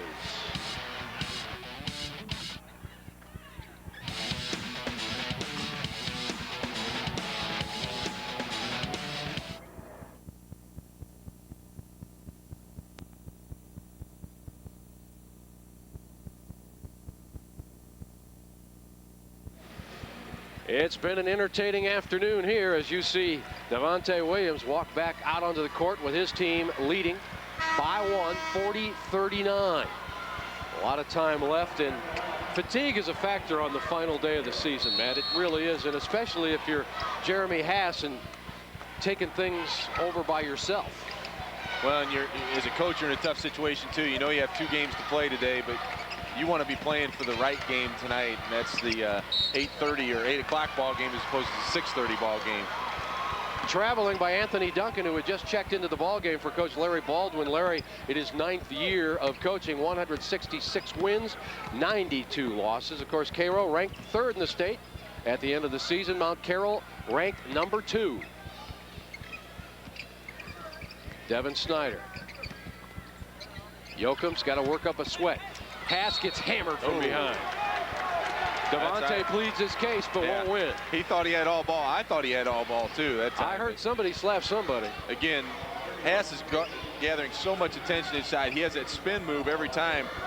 That time, Williams was right there on the play, tried to strip the ball and didn't come away. And that's the kind of move that, you know, it's not a natural move, is it, man? You got to work on that kind of move. That doesn't come packaged from God. You got to be able to practice that kind of move. No, and it's a tough move to do too. A lot of times you see guys get called for a travel on that particular play, but Jeremy Haas certainly has it perfected. Haas struggling from the free throw line today, only 4 of 9. If he makes it 50% on the day, we'll have a even Steven affair at the Peoria Civic Center. Really fading away on that free throw shot. His momentum is carrying backwards instead of to the basket. See how Carroll wants to play it, with Duncan now running things out front. The sophomore hangs and hits. Man, Anthony Duncan, he's not been a shy. Tremendous spark off the bench, both in the first and second half. Well, Yoakum stole it right back. Yoakum got his pocket pick, then took it right back. And here comes Snyder in a hurry. Somebody's got to be open. It's Bousman, but he won't take the 3. Delp well in and out. And a foul going the other way. They call it on Haas, who cannot quite understand the reason why. They said he was pushing out from underneath. And by the way, speaking of big men, the next time you look at the Mount Carroll bench, there's a pretty big assistant coach there. His name is Mark McCumber. He knows a little bit about championship basketball because he played at UW Platteville and won a Division III championship when a guy named Bo Ryan was his coach. I think he's still doing something in Wisconsin. Yeah, I think he's a successful Big Ten championship head coach in Wisconsin this year. Cairo up by 3, trying to extend the lead. Duncan in trouble, unloads it to Childs. Childs lights the baseline. Oh, what a shot. Schneider was right in his face and still knocked it down. Well, Mount Carroll's got to maintain here, and Yoakum's got to get involved in the offense. Haas is doing it all inside. And, of course, the defense has a lot to do with keeping the ball away from Mr. Haas. Right now, Kalen Lowe's on Haas. Here's Delp, slash in, and it won't go down, but it'll go to the free throw line. Boy, that was some good penetration at a very tough angle. Had that gone in, that would have been spectacular. Well, Jordan Delp really sacrifices his body out there, does anything for the team. This time did whatever he could to get either to the basket or to the line. Tries to draw the foul and goes on his backside. Got to start making those free throws. Mount Carroll's got to hang, and they do. That time he leaned into it. You know, they shouldn't call it missed free throws. They should call it missed opportunities, Matt, because if you can nail 80% of your free throws on any kind of level. And Delp hits them both.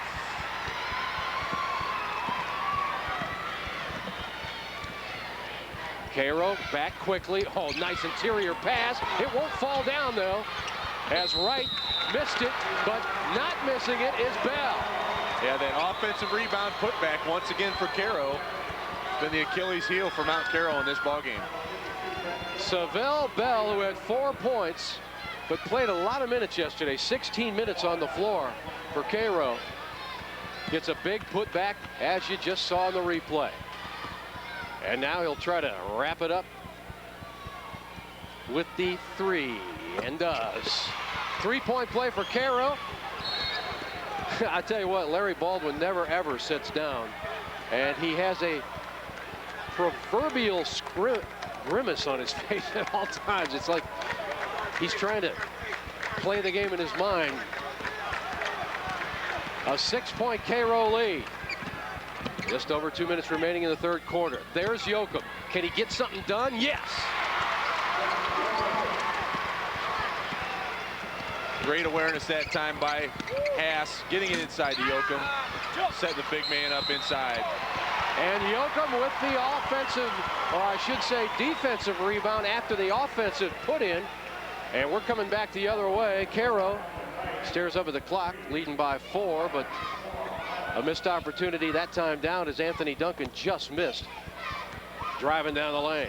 Mount Carroll has not had an answer for Anthony Duncan or Brandon Childs. Those two penetrate pretty much wherever they want. That's going to be a big problem as Mount Carroll goes on in this ball game. Anthony Jackson in the ball game wearing number 50 for Cairo as well. So again, Baldwin keeping the bodies fresh. Has too much iron. Hustling after it is Kruder. Make that Fultz with a rebound. Down 3! Anthony Duncan went for the steal. Allowed Delp to get a wide open three-point shot. He knocks down his 3rd triple of the game. He's 3 of 7. Here's Childs hanging. Not there. Rebound fought for. It's controlled by Haas. Good effort there by Fultz. And they slow it down, but this guy doesn't know how to slow down. Yes, a great hesitation dribble that time by Delp. Tried to get Childs on his heels and then blew by him to get to the bucket. Great awareness. Well, Cairo lost the momentum, and now the Hawks have it, leading by 1. And Duncan, look at Duncan move. Gets it nicely into Smart. You check it, Roman Wright with the basket. And it's Cairo back up on top by 1. It's a great basketball if you're game, Mount Carroll, you cannot allow a guy to just penetrate like that, get into the lane and create like Duncan has done, and Brandon Childs when he has the ball. That's just a problem right now that Mount Carroll has had in this ball game. Delp from 15, count it.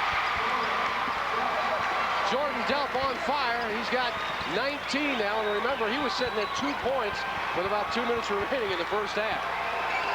He's found his touch. He lost it there in the first half, but he's really come alive. Childs in the right. We've got traveling call. Traveling on Roman Wright, the senior. And there you see the anguish on the face of Larry Baldwin. But he knows he's in the game, as he told Lee Hall coming out of the locker room at halftime. Hey, we just got to play ball. We're in the game. We're where we want to be. Will they give it to Delp with 10 seconds left? Snyder's looking for him and finds him. Oh, right back to Snyder. They want to go down to Haas if they can get it to Haas. Haas cannot control that pass, and that's a missed opportunity for Mount Carroll. Just under 3 seconds left. And Childs can really make up some court space in a hurry. He'll let it bounce, pick it up, and fire from 50 feet. And it's not there. So Mount Carroll led by 3 at the break. Carroll's cut into it by 2. 50-49 with 8 minutes of regulation to play. We're back at the Peoria Civic Center after these local messages. What a game.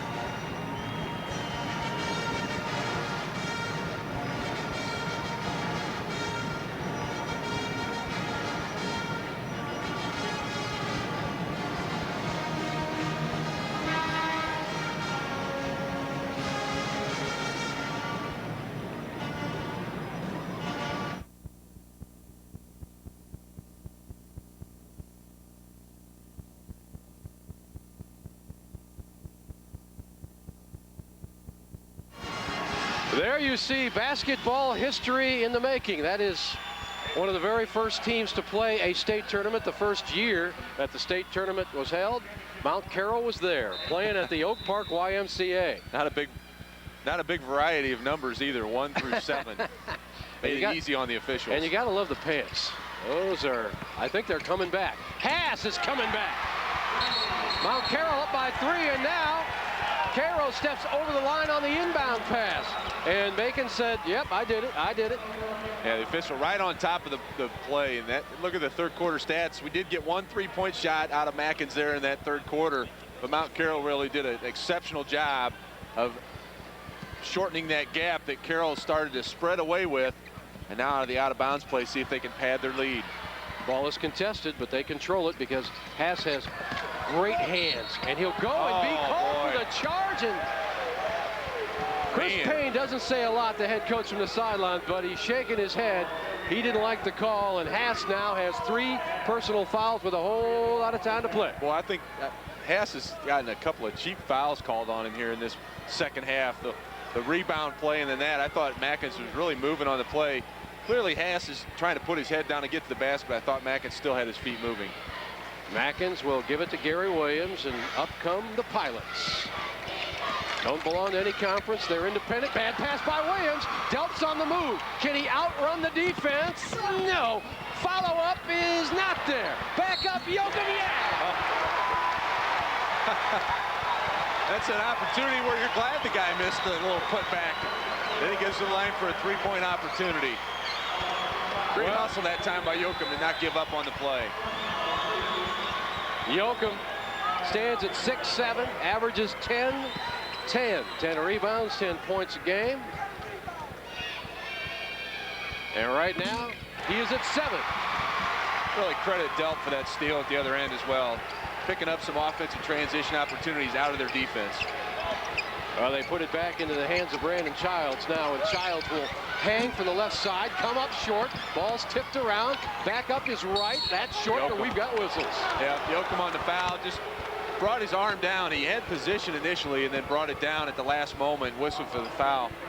Great job again on the offensive boards, that time by Roman Wright. Jim Albrecht, Matt Taphorn, Lee Hall, the whole IHSA crew here bringing it to you. Larry Baldwin, just saw a shot of him. Roman Wright nails it. Whoever emerges here, we're going to have a great championship game tonight. Hales Franciscan is prime. Out comes Joachim. 4th foul on Joachim that time down the floor, and really 3 of his fouls have been just being out of in the wrong position at the wrong time. Roman Wright right on the free throw line with a pair, and against the pressure, here comes Jordan Delp. Backs it out, looks to the middle for Haas. Haas sitting with 26 points on the afternoon. Scored 21 yesterday. Delp frees himself. Up, in. You know, it's amazing to watch Delp out there. As fast and as intense as he plays, he does get under control when he goes to take the shot. And a good rise up in traffic that time and knock it down. Right, again, too much iron. Rebound fought for and won by Matt Kruder, and now it's loose again. Here we go. Haas all alone. Got it. Kind of a soft dunk. Make sure he got the real 2, but Jordan Delp once again created that play just on the hustle, getting on the floor. Carver Arena has exploded. Haas has exploded. Mount Carroll is up by 8. This IHSA broadcast is brought to you by Country Insurance and Financial Services. Real people, real answers, real quick, and by AGCO Tractor. You have got to drive one.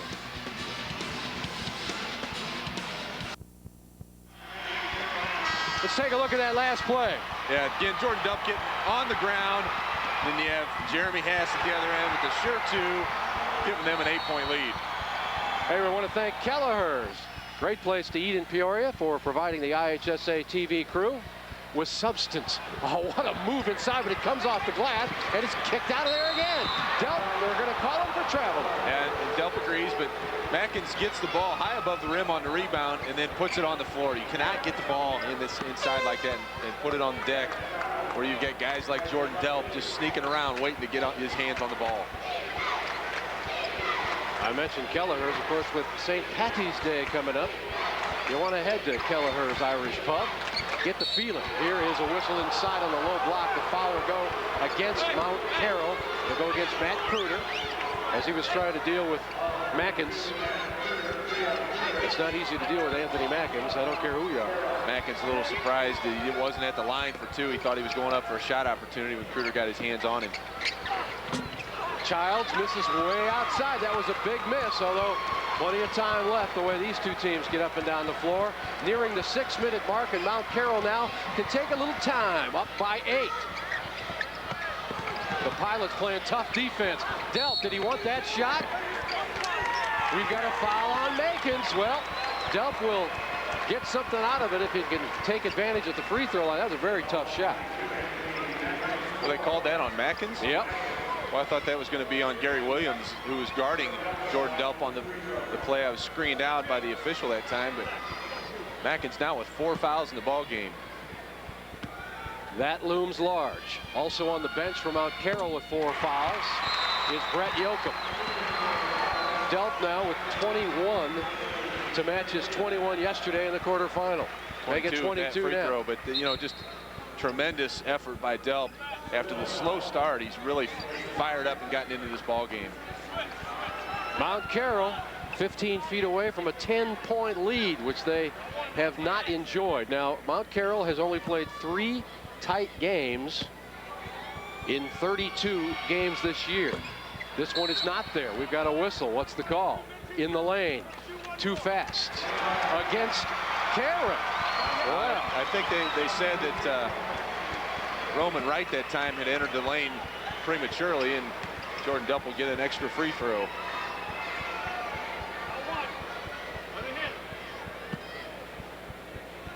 Delp is 5 of 8 from the stripe. Make it 6-9. Make it a 10-point lead. Cairo's got to find the range now. Brandon Childs will look down inside for Devontae Williams, but Williams pops out. Now it's down low to Bell. Bell can't find it. With the rebound is Wright, and he's right back. Again, the best offensive play they've had this ball game is that offensive rebound putback. Whoa, look at that gathering by Delp, and now he's smart enough to feel the pressure coming from behind. And they want the ball in 24's hands. Devon Snyder is always sure-handed out there. Doesn't take any wild chances. Delp smells the lane, throws up a wild shot. Delp keeps it, or I should say, Haas keeps it alive, and they should go back out front with it, and they will. Well, that's just pure hustle on Haas's part. That was not the shot you wanted, but Haas made it okay. Jordan Delp, a little wild shot after I said how good of a job he does going in there under control once he shoots the ball. Went with a little wild one, trying to draw a foul that time. And a foul from behind on Bell. So Bell with his... That's the 17th foul to send Jeremy Haas to the line for a 1-and-bonus opportunity. That's his second for Bell, and as Matt just noted, it's bonus time for Mount Carroll. On the year, Mount Carroll from the free throw line, 63%. Checking in is Makins with those 4 fouls for the Cairo Pilots and head coach Larry Baldwin. Haas with a chance to make it a 30-point afternoon. Can't get it. Rebound comes down to Kruder. Boy, Haas has really struggled from the free throw line. 4 of 11.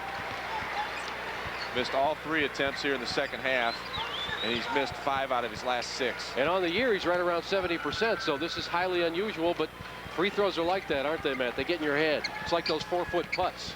Well, you need to focus on the form more than anything else, and Jeremy Haas right now a little tired, fading away from the basket. Snyder had made it happen. How did he get that shot to fall?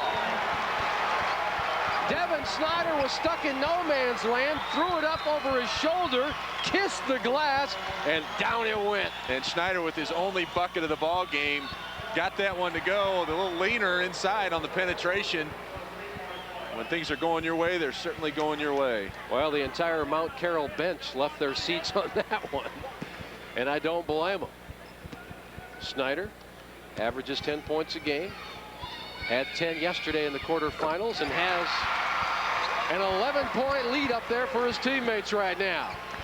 In a hurry is Anthony Duncan. How about the job out of Matt Kruder as well, off the bench with 5 big rebounds in key situations with Yoakum in foul trouble. Roman Wright inside.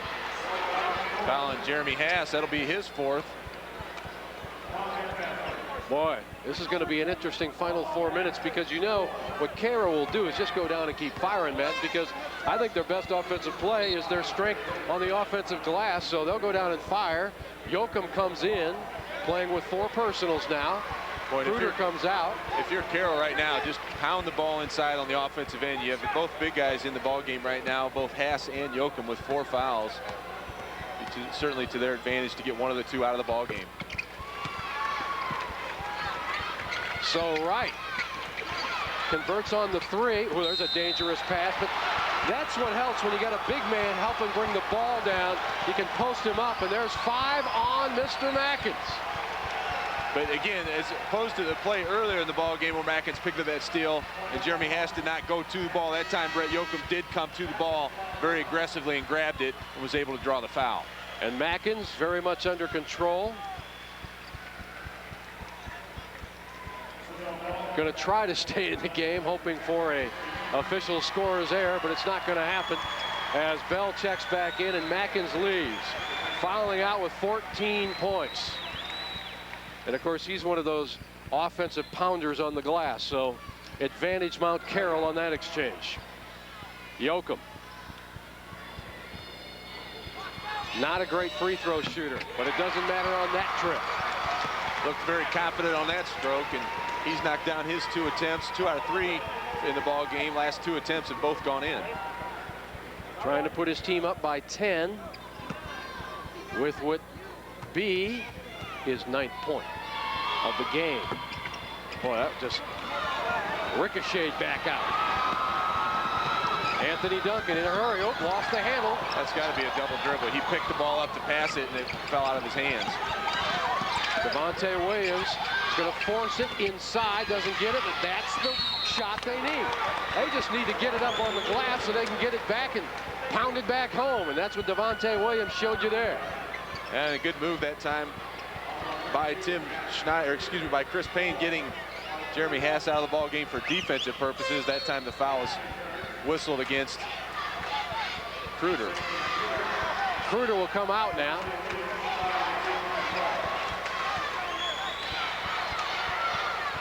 Certainly can't trade 1 free throw for 3-point opportunities with Carroll for the rest of the ball game.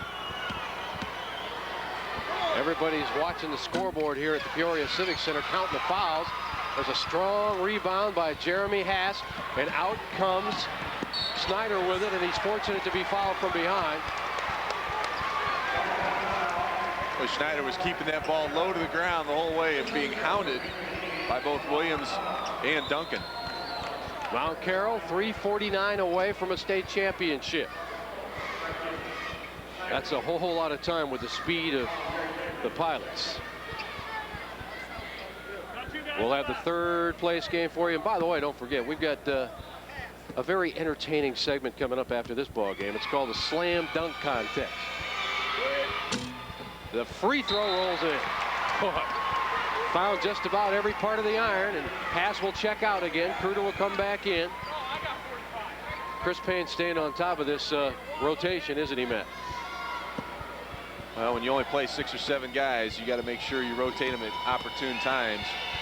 Snyder, who don't want to lose Jeremy Hass for the rest of the ball game.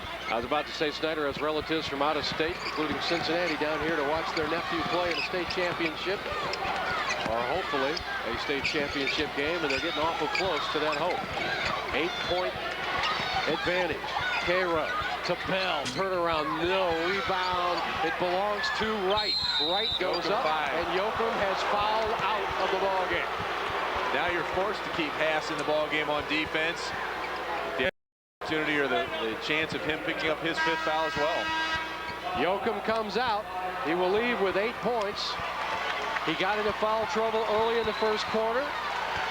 Now he's gone, hoping that his teammates can hang on so he can get back and play at the biggest dance of all. And now it's going to have to be a matter of, will Hass lay off? If you're Mount Carroll, for one thing, just make your free throws and you increase your odds. Yeah, they were 15 for 28 in the ball game, only 54%. Certainly they're going to need to knock down a few of those to end the game. See a good shot of young Mr. Brett Yoakum. Wright missed them both, but there's the glass. Bale almost controlled that for Cairo, but now you want to eat some time if you're the Hawks. And remember, this is a very high-scoring team. Eating time is not their forte, but they have good ball handlers, especially number 24, Snyder, so you want to keep it in his hands as much as you possibly can. Nice pick by Hass up top. Hass almost lost control. We've got a travel. Absolutely. Yeah, Here's what Coach Chris Payne is saying. Keep the ball out there. Out there meaning anywhere but in the paint where they went with it. Excellent play, though, on the block that time by Bell. Getting out around from behind Haas to deflect it and Duncan. give Carroll an opportunity. Dishes to Wright. And Wright has his team back within 6. Don't go anywhere. They will press this thing down to the final seconds. Haas has to bring it up by himself and does. Waits for help. A lot of times you take the air out of the ball like that, it actually gives the ball the advantage to the defense. The offense kind of loses some of their continuity, and that's what's happened to Mount Carroll the last couple of possessions. Oh, I don't think Mr. Delp has crossed off the 3 from his list yet. If he pops open, we'll see. It's a little harder to get open like that when the offense is spread like it is. That's Marcus Fultz, number 34, who had the ball moments ago. Hasn't had a lot of playing time, only a junior, so he's in a very highly pressurized situation. Kruder and Fultz. Haas, and of course the point guard, Snyder, and Jordan Delp. Down to 2 minutes. A good gathering in there by Fultz and a foul out front. And Mount Carroll is in a 2-shot opportunity. Double bonus.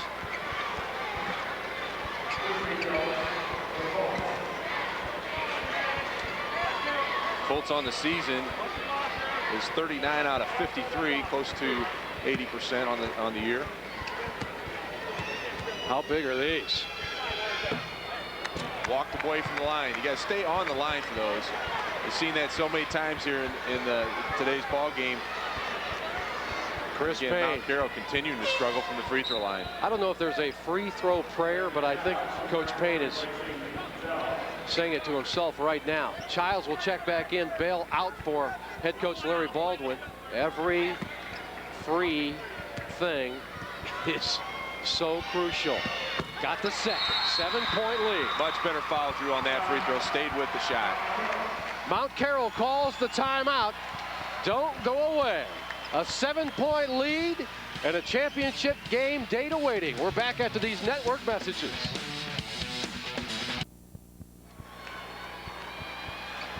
Don't forget, after this nail biter is over, the slam dunk contest is coming up. There you see the participants with a guy named Dunkel. I don't know if that gives you odds or not. Well, we had the 3-point shootout early on between the semifinal ball games, and one of the participants made 14 out of 15. 14 out of 15 threes. Unbelievable. Duncan has it blocked by Haas. His pass was knocked away. Haas will go down. He's going to take it all the way in, but fouled by Childs. I'm telling you, it's just hard to get Mount Carroll to slow down.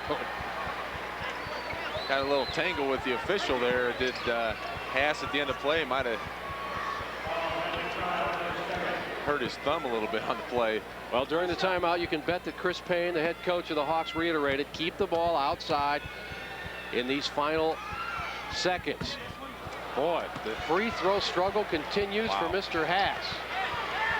4 out of 12 in the ball game. Now, again, he's falling backwards. His shoulders, everything, his momentum is moving backwards on the free throw.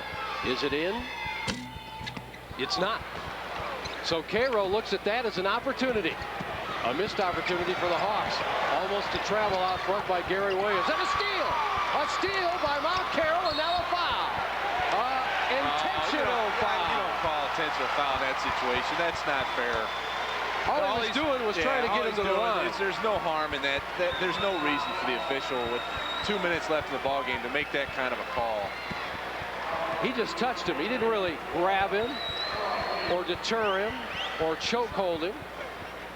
You know, I've seen more hard fouls that occurred throughout a ball game that may warrant more of an intentional foul than that. Marcus Fultz misses the free throw. Well, if you put this game in a time capsule, do not show it to anybody who appreciates free throws, because I think the pressure and just an off shooting afternoon got that one. But you see, that's where the big intentional foul comes in. Yeah, here a good steal again by Kruder, but watch the foul. All he's trying to do is grab him, create the foul. You know, there's nothing intentional about that other than wanting to send him to the free throw line. And he does get 2 shots, but to give him the ball as well, in an intentional foul situation, I think is probably a ill-advised call by the official in that situation. Jeremy Hass had kind of one of those, I can't believe I'm not making my free throws grins on his face as he just walked by our vantage point. In the backcourt, it's Snyder. Now, of course, the clock is not the Pilot's friend. I would definitely foul him. Yeah, if you're going to foul somebody, make it Mr. Hass, since he can't find it right now. Snyder, remembering his coach's comments, does not dare take it into the lane. The Mount Carroll fans making some noise, appreciating the clock-killing tactics of the Hawks. Hass gets fouled. Well, you know what I think Hass likes his chances more going hard to the basket than he does at the free throw line with nobody guarding him. And, you know, 4 out of 13 performance, I'd have to agree with him. And this is a guy who's a pretty darn good free throw shooter. Almost 70% on the year. But you know what? If you get the W, it doesn't matter how the stats break down, because this W would get you into the Class A state championship game, which Mount Carroll is all of 69 seconds away from. Hales Franciscan beat Warrensburg-Latham in the quarterfinal, or I should say semifinal contest this afternoon. Got that one. Got that one.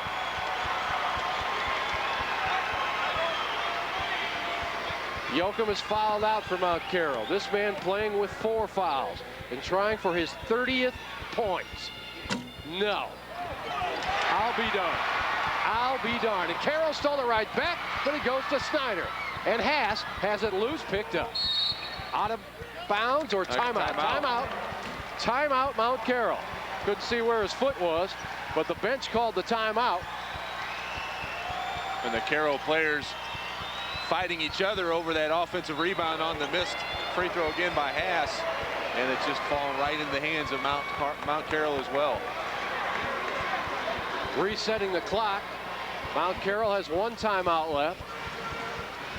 Cairo has 2. See, Carroll has also committed 10 fouls, so every free throw that Mount Carroll has is the double bonus. Let's go into Larry Baldwin's head right now, if we can get in there. Who are you taking in for, Coach? You right now. Yeah, but you let me. Defensive. No, for defense, I'm going to bring you right back in as soon as we get the ball. I need a timeout. When we get the ball, I need a timeout. We want to take care of it. We want to get the best. Don't foul the shooter. Okay? Don't foul the shooter. All right? If you can't get it in right now. Zone defense, make your free throws, boys. Come on. It's no honking out. Some things coaches just have to say in times like these, and they appear to be obvious to most fans, but hey, when you're 17, 16 years old, you got to hear them. Don't foul the shooter. Well, when you're up 9, certainly you don't want to give them any additional points if they happen to make a shot by committing a foul, and especially if they shoot a 3-point shot. You know, typically you don't want to foul a jump shooter in that situation. Marcus Fultz, who's played admirably after the foul trouble by the Hawks, gets it in to Delp, and Delp has trouble with it. Timeout. Cairo got the steal in the timeout, just like Larry Baldwin told them to do. And so we have a pause with 57 seconds remaining. See that? When you're a running team, see, usually Jordan Delp would have taken it the other way, back towards the basket, but trying to kill time, he had to come back out. And that... I don't really understand that timeout in that situation either. You get the ball on defensive turnover, you got the advantage, try to get a basket in transition. Now you allow the defense to set up, get down the floor, instead of having an opportunity to get the advantage going the other way. Well, you call the timeout after a made basket. Back into the Cairo huddle. Let's go. No, you come in. You body on somebody, Tim. Got it. We're going to run it.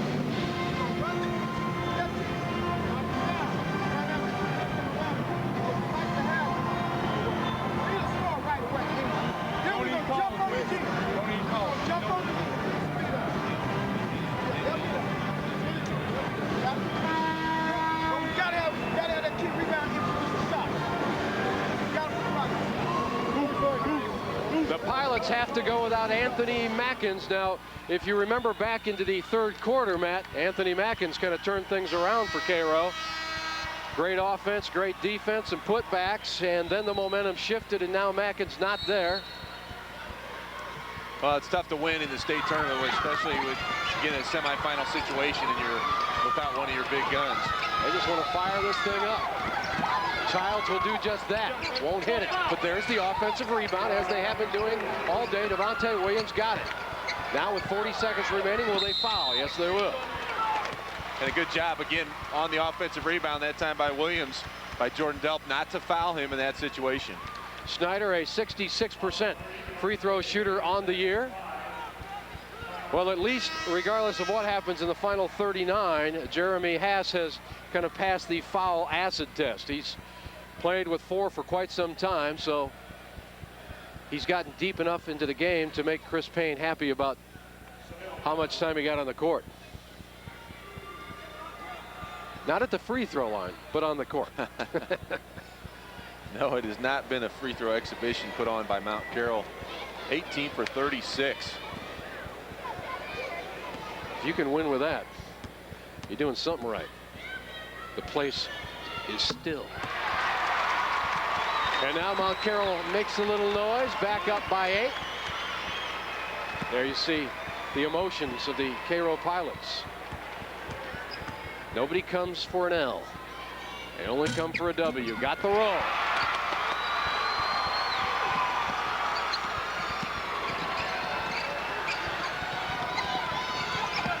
Schneider now with 7 points and a steal, and that should just about do it.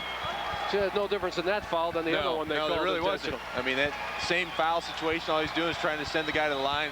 That time the intentional foul was not called. Jeremy Hass has been trying to get to the 30-point mark for about 5 minutes at the free throw line, and maybe this time. Oh, we touched on it in the open, too, about Hass getting one of those 30, 35-point ball games. That's really what he's done today, and with Brett Yoakum being sidelined with a lot of foul trouble in this ball game, they've needed every one of them. He just can't buy it. I don't know what you want to have happen between games here tonight, but I'd go find a free throw line for Jeremy because he's got to get this out of his head. Well, I think he's getting a lot of these misses out of his system now as opposed to tonight's ball game. That's no good. You can tell. Oh, and they get the rebound right back. Mr. Foltz in the right place at the right time. Well, Carroll just not getting the bounce. It looked to me like they didn't block off for Marcus Foltz. I mean, sometimes when free throws miss so badly, you just get good bounces. And I think Hass, you can kind of see him talking with his teammates. He's a little embarrassed by it. The fact that he's missed as many free throws as he had.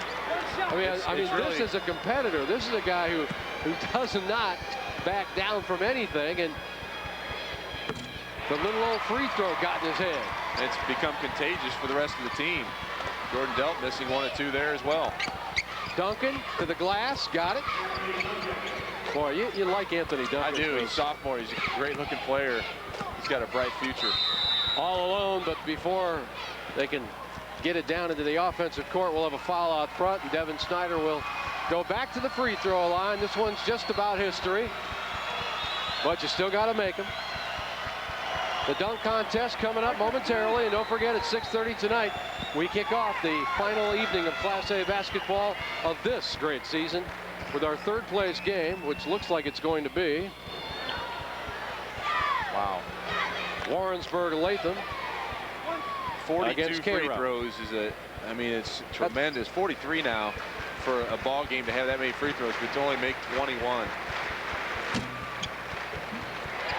The roll. Even the ones they make are sometimes questionable. Mount Carroll on its feet. Childs from NBA 3-land comes up short. Duncan throws it away, and this game is over. Mount Carroll, which averages 75 points a contest, right in that neighborhood again with 73. Lee Hall is going to stand by and wait for Chris Payne to emerge from congratulating Larry Baldwin on a good game. And actually, Coach Payne will get in line with his players to shake hands with all the pilots. And one thing about being down in Peoria, as opposed to sometimes up at the upper levels, you see a lot of classy sportsmanship down here, Matt. Well, certainly disappointment on behalf of Carroll in that situation, but very tough team. Mount Carroll performed very well.